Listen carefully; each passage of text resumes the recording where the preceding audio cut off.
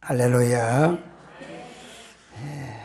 우리 찬양대가 하나님의 크신 사랑을 마음껏 찬양해 주셔서 감사를 드립니다. 빨간색을 입으니까 더 아름다워 보이네요. 오늘 우리는 누구나가 다 성공하기를 원합니다. 그런데 이 성공하는 삶의 법칙이 성경 속에 보면 있습니다. 그것을 오늘 우리가 이 읽은 두 곳 본문 속에서 찾아서 우리 모두가 다 성공하는 자가 될 수 있기를 주님의 이름으로 축복합니다. 많은 사람들에게 대단한 인기를 끌었던 그런 책이 있습니다. 성공하는 사람은 무언가가 다르다. 성공하는 사람은 보통 사람과는 무언가 다른 데가 있다 하는 그런 책입니다. 이 책에 보면 성공하려고 하면 두 가지가 다른 사람들보다 달라야 되는데, 첫째 조건이 뭐냐면 빈 털터리가 되라. 이상하잖아요. 뭘 가져야 되는데 여기는 빈 털터리가 되라. 그리고 또 하나는 일반 사람들과는 다른 것이 있어야 된다. 일반 사람들과 거의 대등소이해서는 성공할 수가 없다. 그렇게 이야기를 하고 있습니다. 자, 본문 14절입니다. 롯이 아브람을 떠난 후에, 그렇게 말씀이 기록됩니다. 이 말씀은 아브람이 처음에 조카 롯을 데리고 떠납니다. 그래서 이 갈대아 우르를 떠나게 됩니다. 점차적으로 이제 가면서 재산이 많아지고 식구가 많아집니다. 그러니까 이 아브람의 가정, 이 롯의 가정, 그래서 여러 가지로 불협화음들이 생겨나게 되지요. 그래서 아브람이 그것을 더 이상 방치하지 않고 이제는 갈라서야 되겠다. 그래서 롯에게 네가 먼저 우하면 내가 자하고, 네가 자하면 내가 우하고, 그렇게 해서 네가 먼저 선택해라. 그리고 우리가 서로 분가를 하자. 그렇게 제안을 합니다. 그럴 때 롯이 소돔과 고모라의 기름진 땅을 자기가 차지하겠다고 그럽니다. 그러니까 아브라함이 그렇게 하라고. 그래서 이제 그쪽으로 롯의 가정을 옮겨가게 됩니다. 이제 아브라함에게 남아있는 것은 이 헤브론의 메마른 산지밖에는 아무것도 없습니다. 기름진 땅, 물 다 롯에게 주고 이제 그에게는 아무것도 없는 빈털터리가 되어버리는 것이요. 그럴 때 하나님께서 말씀을 해주시는 것이 오늘 본문의 바로 이 내용입니다. 그 아브라함아, 롯이 떠난 후에 하나님이 아브라함에게 나타나셔서 네 동쪽, 서쪽, 남쪽, 북쪽 다 바라보라. 그리고 저 하늘 위를 바라보라. 땅을 내가 너에게 주고 네 자손을 하늘의 별같이 많게 해 주겠다고 하는 그 꿈을 하나님이 아브라함에게 심어주는 것을 우리가 볼 수가 있습니다. 우리가 성공할 수 있는 성공하는 자의 삶은 어떠해야 되겠느냐? 하나님이 주시는 그 꿈, 그 비전을 품고 있어야 된다. 하나님께서 주시는 그 꿈을 안고 있어야 된다. 솔로몬은 영어 성경에 보면 There is no vision이라고 그랬습니다. 꿈이 없는 사람, 꿈이 없는 백성은 망한다고 그랬습니다. 꿈을 가지고 있어야 되는데 어떤 꿈이냐? 우리가 가지는 일반적인 꿈이 아닌 하나님께서 우리에게 주시는 그 꿈을 우리 마음속에 간직하고 있어야 된다는 것이죠. 임마누엘 칸트는 세 가지의 질문을 합니다. 첫째는 사람이 무엇을 할 수 있는가? 둘째는 사람이 무엇을 해야 하는가? 세 번째는 사람은 무엇을 꿈꿀 수 있는가? 오늘 우리 그리스도인들은 세상 사람들이 가질 수 없는 그런 꿈을 우리가 안고 살아가는 사람들입니다. 그래서 우리는 이 꿈을 이룰 수가 있는 그 일들을 우리가 해야만 한다는 것이죠. 이 성경은 꿈을 가진 사람들이 꿈을 이루어가는 그 이야기들로 이어져 있습니다. 아브라함의 이야기가 그렇습니다. 야곱의 이야기가 그러합니다. 요셉의 이야기도 역시 그렇습니다. 이 사람들의, 우리 족장들의 이야기가 다 성경에서 나오는 이야기들을 보면 하나님이 그들에게 꿈을 주셨고 그들이 그 꿈을 받아 안고는 그 꿈을 이루어가는 그 과정 하나하나들이 오늘 우리 성경의 내용들이라고 하는 것을 우리가 잘 알 수가 있습니다. 아브라함은 그 꿈을 안고 갈대아 우르를 떠났습니다. 야곱은 그 꿈을 안고 부모도 형제도 다 두고 떠났습니다. 요셉은 그 꿈을 품고 억지로라도 애굽으로 팔려서 종살이로 떠나게 됩니다.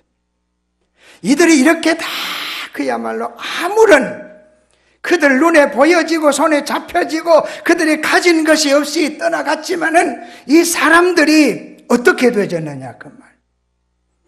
예? 아브라함은 믿음의 족장이 되지고 복의 근원이 되지고 얼마나 아름다웠습니까? 야곱은 그 12지파 아들들이 이스라엘의 민족을 형성하게 되고 요셉은 그야말로 감옥 속에서 불리움을 받아서 그 꿈대로 그 형들이 그 부모가 모든 사람들이 그 앞에 절할 수 있는 위대한 지도자로 성공하게 되는 것은 무엇이냐? 이들이 하나님이 주시는 그 꿈을 그들이 다 받아 안고서 그 꿈을 이루어 갈 수 있도록 그들이 말씀을 묵상하고 하나님의 말씀을 따라서 순종해가는 그런 길. 그래서 우리도 참으로 하나님이 주시는 그런 꿈들을 우리가 받아서 간직하고 그 꿈을 안고 꿈을 이루기 위해서 말씀을 묵상하고 기도하고 그렇게 나갈 수 있기를 주님의 이름으로 축복합니다. 한 미용사가 있었습니다. 근데 이 미용사가 꿈이 있었어요. 내가 얼마나 이 미용실을 크게 해서 그렇게 내가 성공하는 사람이 되느냐는 그런 꿈이 아니었어요. 내가 사람들에게, 더 많은 사람들에게 내가 복음을 전해주는 그런 꿈을 안고 있었어요. 근데 이분이 어떤 꿈이냐? 그 당시에는 이렇게 무슨 비행기나 이런 것이 수단이 별로 없고 세계를 넘나드는 것이 배로 할 때 내가 유람선, 큰 유람선을 타고 다니면서 그 속에 있는 사람들에게 내가 복음을 전해주는 것을 해야 되겠다. 그 꿈을 안았어요. 그래서 한번 유람선을 타고 가면서 선장을 만나서 자기의 꿈을 이야기합니다. 내가 이런 꿈을 가지고 있습니다. 그러니까 선장이 돈은 얼마나 있어? 돈은 가진 게 없습니다. 돈도 없이 어떻게 그런 꿈을 가져요? 그것은 허황된 꿈입니다. 포기하세요. 그러나 이 미용사는 그 기도하고. 근데 선장이 당신이 그러면 저 미용실에 가서 한번 이야기를 해보세요. 그러더래요. 그러니까 유람선 안에 있는 미용실을 찾아가니까 거기에 마침 미용사를 구하고 있다. 그래서 거기서 이제 다른 사람들의 머리를 만져주면서 복음을 전하면서 그렇게 했습니다. 근데 이 배가 차 바다 한가운데 가서 풍랑을 만나게 됩니다. 제가 배를 타고 울릉도에 한번 이렇게 자주 다녀보지만은요, 배가 탁 가서 이 너울 파도 이게 말이요 탁 치게 되면 사람들이 전부 다 그냥 막 녹초가 돼버립니다. 근데 이 미용사가 보니까 한 분이 완전히 그냥 막 넉다운이 돼서 쓰러져 있는데 이 미용사가 가서 그분을 잘 돌봐주고 이렇게 해서 그 배가 뉴욕항에 잘 도착을 했습니다. 이분이 생각해 보니까 이 미용사 이분이 너무 고마워. 그래서 내가 선물을 해야 되겠다. 그래서 그분을 같이 좀 가자고 해서 보석상회로 갔습니다. 그래서 하는 말이 얼마든지 큰 거, 얼마든지 좋은 거 고르세요. 내 생명의 은인인 당신에게 내가 아까울 것이 없다고 해주겠다 그랬어요. 그럼 우리 성가대 얼마나 큰 거 잡으면 되겠어요? 수억짜리 아니겠어요, 그지? 근데 이 미용사가 조그마한 걸 하나, 가장 작은 걸 하나 잡았어요. 요거만 하면 되겠습니다. 큰 거 잡으라고? 아니라고. 나는 내가 할 바를 선생님에게 한 것밖에 다른 것 없으니까 선생님은 꼭 가서 예수 잘 믿으시고 나는 선생님을 위해서 두고두고 기도할 뿐입니다. 그러니까 이 사람이 자꾸만 마음이 끌려가는 거예요. 이 사람이 남자가 욕심도 그리 없고 너무 좋다 그 말이에요. 그래서 이제 서로 이렇게 편지로 연락하고 이러다가 서로 결혼을 하게 됩니다. 그분이 유명한 미국의 재벌가였습니다. 재벌가. 결혼을 했어요. 그러면서 남편에게 하는 말이 내가 소원이 있습니다. 그게 뭐요? 내가 유람선을 하나 유람선을 만들어서 거기에 타고 있는 사람들에게 복음을 전하는 그리고 세계로 다니면서 내가 복음 전하는 것이 내 꿈입니다. 그러니까 그걸 그렇게 하세요. 그 유람선을 만들어서 그 유람선을 타고 다니면 거기 타는 사람마다 복음을 전하는 꿈은 이루어진다는 것이죠. 거룩한 꿈, 하나님이 주시는 꿈, 하나님의 영광을 위한 꿈, 그것은 반드시 이루어지는 줄로 믿습니다. 그래서 우리가 꿈을 가지되 하나님이 우리에게 주시는 꿈을 가지고 또 우리의 꿈을 하나님의 영광을 위해서 가지는 꿈을 우리가 가져야 된다는, 자녀를 교육하면서도 꿈을 가지고 자녀를 교육하며 기도하기를, 하나님의 이 아들이, 내 사랑하는 딸이 좋은 대학을 가고 좋은 직장을 가지고 좋은 가정을 꾸리고 그래서 하나님이 영광을 받으실 수 있도록, 내가 영광을 받을 수 있도록 그렇게 하는 것이 아니라 내 자녀들이 잘됨으로 하나님이 영광을 받으실 수 있도록 그렇게 해달라고. 그게 바로 거룩한 꿈이요, 하나님이 원하시는 꿈인 줄로 믿습니다. 그 꿈이 반드시 이루어지는 줄로 믿습니다. 그런 꿈을 안고 그 다음에 해야 될 일이 믿음으로 기도해야 합니다. 인간의 노력으로 우리가 성공한다는 것은 인본주의적인 성공입니다. 성공할 수는 있지만은 그렇게 해서 이루어진 성공은 그야말로 오래가지 못하게 되는, 무너지고 마는 그런 결과를 가져옵니다. 인간의 수단과 방법을 가르지 않고 돈을 모으고 지위가 올라가고 무엇을 그렇게 한다고 하더라도 그것은 바벨탑처럼 무너지고 마는 그런 것들은 무너질 수밖에 없는 것이라고 하는 사실을 우리는 꼭 기억하면서 우리 하나님이 우리에게 주시는 꿈, 거룩한 꿈, 하나님의 영광을 위한 그런 꿈들을 가지고 살아가야 된다. 미국 시애틀의 출신으로 세계적인 인물 4명이 있습니다. 이 사람들은 이 시애틀에 있는 라이크 우드라고 하는 고등학교를 다녔는데 아주 신앙이 좋은 선생님을 만났습니다.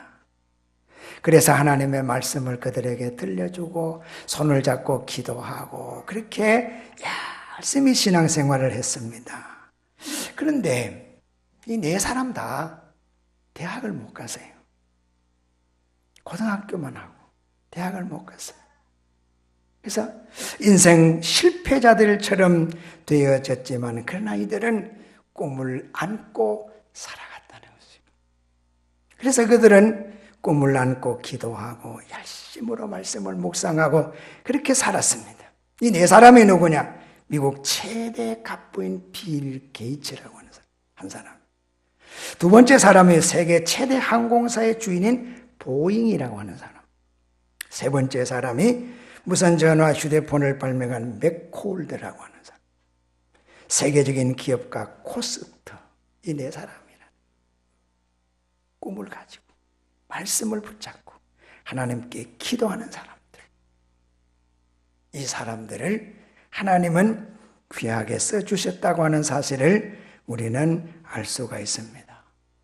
우리는 성경 속에서 요셉이나 다니엘이나 그의 세 친구들이나 이 사람들이 성공한 이유가 무엇이었습니까?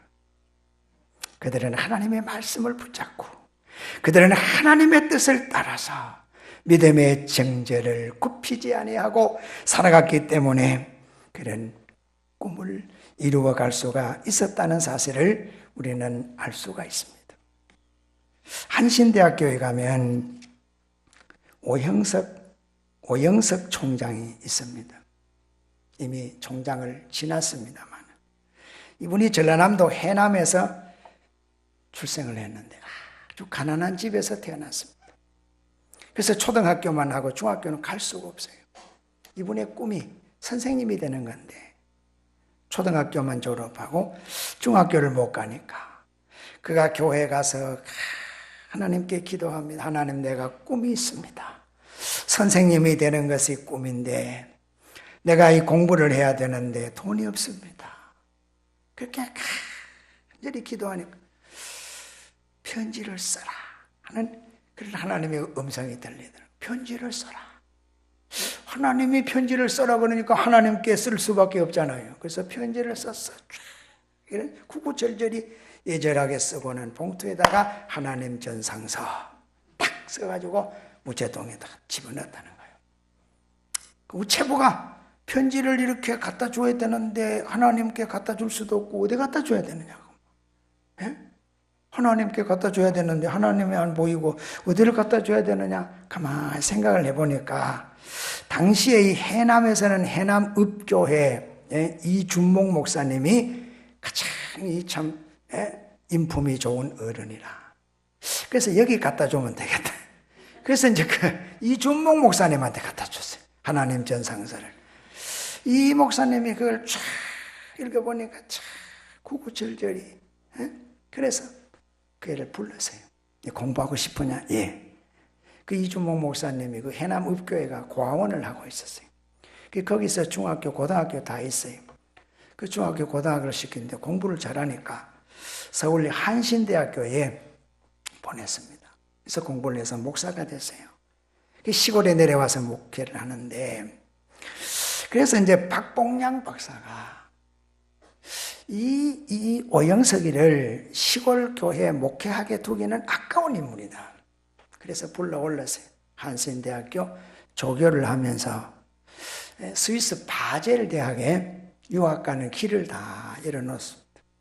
근데 비자를 신청했는데 비자가 안 나옵니다. 혁명정부 때였답니다. 중앙정부부에서 이제 비자 하는데 쫙 학생 운동 때 이 운동권에 있는 학생들은 절대로 비자가 안 나온다는 거예요. 이 사람이 또 운동권에 있어서 운동권에. 그래서 비자가 안 나와요. 그래서 이 오영석이가 하나님께 기도하는데 수유리 고개를 차근을 넘어오는데 눈이 하얗게 오고 위에 햇볕이 비치는데 그렇게 찬란하게 아름다울 수가 없더라는 거예요. 그래서 참 아름다워라 찬송을 부르다가 거기다가 무릎을 꿇고 하나님께 간절히 기도를 했더니 얼마나 기도했든지 눈을 떠서 나중에 보니까 주변에 눈이 다 녹아버리고 없더라는 거예요. 그리고 집에 와서 잠을 자는데 꿈에 박정희 대장 최고회 의장이 집차를 탁 타고 자기 집에 와서 오영석 나와! 그러더래요. 그래서 깜짝 놀라가지고 꿈을 깼다는 거예요. 이 정보부에서 나를 불러다가 이제는 혼쭐을 내겠구나. 생각하고 있는데 아니나 다를까 정보부에서 연락이 왔더라. 오라 하더라. 그래서 이제는 강에 콩할 만하게 됐지. 갔어. 가니까 여기 사인하고 비자 받아가. 그래서 그 비자를 받아와서 스위스 바젤 대학에 가서 공부를 해서 한신대학 교수가 되고 총장이 되고 그렇게 되셨다고 그분이 간증을 합니다. 여러분, 우리의 꿈이 반드시 이루어진다는 거. 꿈을 안고 기도하면 그 꿈을 주시는 하나님께서 반드시 이루어 주십니다. 자, 그 꿈이 이루어지면 우리는 어떻게 해야 될까요? 주는 자의 삶을 살아요. 주의 이름으로 주는 자의 삶을 살아. 누가복음 6장 38절입니다. 주라. 그리하면 너희에게 줄 것이니 곧 후히 되어 누르고 흔들고 넘치도록 채워주겠다. 네? 너희가 적은 것으로 주면 나는 내가 큰 손으로 너희에게 주되 내가 누르고 흔들고 넘치도록 채워서 주겠다. 네? 저는 이 농사 지으면서요, 양속에 물 푸는 거 그거 하고 하나님 은혜와 축복 주는 거 하고 한번 비교해보면 옛날 양속이 건 마중물이 들어가야 돼요. 밑에 후두가 딱 잠겨지고 하면 물을 한 통 가져와서 양속이 이렇게 아가리로 쫙 부면은 물이 내려가서 아가리 꽉 차면 그때 경운기 시동을 딱 걸면 물이 쫙 올라오는데 부은 물도 하나도 밑에 안 내려가. 그것도 먼저 올라오면서 밑에 물이 딸려오는데 하루 종일 펴도 하루 종일 올라와. 물 한 마리 아까워서 그거 안 붓고 그냥 경운기 돌리면 하루 종일 돌려도 한 방울도 안 올라와 물이. 주라는 거예요. 주라는 거. 우리가 하나님께 드림에 인색하지 말고 우리가 이웃의 나눔에 인색하지 말고 우리가 그렇게 살아갈 때 하나님께서 우리의 꿈을 이루게 하고 우리에게 넘치는 축복으로 채워주시는 줄로 믿습니다. 사도행전 20장 35절에 주 예수께서 친히 말씀하신 바 주는 것이 받는 것보다 복이 있다. 주는 것이 받는 것보다 복이 있다고. 하나님이 말씀하시고 하나님이 가장 소중한 독생자 예수님을 이 땅에 보내십니다. 주십니다. 주님은 이 땅에 오셔서 자기의 피와 물을 다 쏟아주셨습니다. 우리 위해서, 십자가 위해서 주셨습니다. 그 때문에 우리가 하나님의 자녀가 되고 하늘 백성이 되는 이 엄청난 은혜를 입게 된 것입니다. 슈바이처 박사는 세계 역사에 찬란하게 빛나는 업적을 남긴 사람들은 다 많이 죽어간 사람들. 그것을 우리는 오늘 꼭 기억하면서 록펠러는 53세의 세계 최고의 갑부가 됩니다. 그는 53세 때 알로피스 병이 들어서 죽어갑니다. 수없이 많은 주치의들이 1년을 넘기지 못한다고 그럽니다. 그가 병원에 입원해서 있는데 병원 저 밑에 원무실에서 다투는 소리가 들립니다. 우리 아이 급하니까 빨리 수술해주면 입원비를 주겠습니다. 수술비를 계산해야 입원 수술을 하지요. 다투는 소리를 듣고 그 비서를 시켜서 저기 가서 치료비를 대주라. 그래서 치료비를 다 대줍니다. 그리고는 수술을 하고 치료가 돼서 그 아이가 엄마의 손을 잡고 병원 문을 펄쩍펄쩍 뛰면서 가는 것을 본 록펠러가 이것이 내가 해야 될 일이고 내가 사는 길이구나. 바로 이것이구나. 그러면서 그는 록펠러 재단을 만들어서 자선사업하는 재단을 만들게 되고 교회를 짓게 되고 많은 사람들을 구제하는 일에 그의 재산을 쓰게 됩니다. 1년 동안 분주하게 다니면서 나누어 주면서 베풀면서 살았는데 1년이 훌쩍 지나가도 록펠러는 죽지 않습니다. 더 건강이 회복이 되어집니다. 그래서 그는 43년 동안 살면서 나누는 삶을 멋지게 살았습니다. 98세에 죽으면서 그가 고백하는 말이 무엇입니까? 내 전반 이 55년 동안 내가 열심히 모으면서 살았는데 내게는 즐거움이 없었다. 그러나 내가 후반 43년은 내가 열심히 나누면서 살았는데 나는 너무너무 행복했고 내 재산은 줄지 않았다. 사랑하는 성도 여러분, 우리는 어떻게 살아야 할까요? 우리의 삶의 전반이 지나갔습니까? 우리가 지금까지 모으는 데만 열심을 가지고 살았습니까? 이제는 좀 나누면서, 이제는 좀 행복하게, 이제는 좀 하나님 기쁘시게 그렇게 우리가 살아가면 안 되겠느냐 그 말이죠. 언제 가장 하나님의 은혜가, 언제 가장 하나님이 주시는 넘치는 은혜, 신령한 은혜, 사는 은혜가 임하시는 줄 압니까? 선원 30명을 태우고 대서양에 고기잡이 갔던 배가 풍랑을 만나 파선을 하게 됩니다. 다 29명이 죽었습니다. 한 사람이 구사일생으로 살아서 무인도에 도착을 합니다. 거기 와 보니까 짐승떼가 있고 거기에 사람은 없습니다. 나무를 뜯어먹고, 그래서 나무를 막 이렇게 서로 막 마찰을 시켜서 불을 만들고 짐승을 잡고 그래서 살아갑니다. 언제 어떤 배가 와서 자기를 구출해 줄 그날만 기다리고 날이 새면은 옷가지를 찢어서 깃대를 만들어서 흔들어 대기도 합니다. 아무도 오지 않습니다. 그래서 그는 이제 하는 수 없이 움막을 하나 치고 그 안에 이제는 늘 불을 일으키기가 힘드니까 불씨를 만들어서 묻어놓고 고기를 잡아서 구워 먹으면서 나날을 그는 보내게 됩니다. 어느 날 그가 사냥을 하려고 한 사이에 바람이 불어서 그 움막에 묻어놓은 불씨에서 불이 나서 움막을 태워버리고 움막이 완전히 잿더미가 되어버리고 말았습니다. 그는 원망하고 불평하면서 어찌 하나님이 내 하나밖에 없는 이 운막마저도 이렇게 태워버리고 아무것도 없이 나를 만들어버리는가, 그러면서 원망하고 불평하다가 잠이 들었습니다.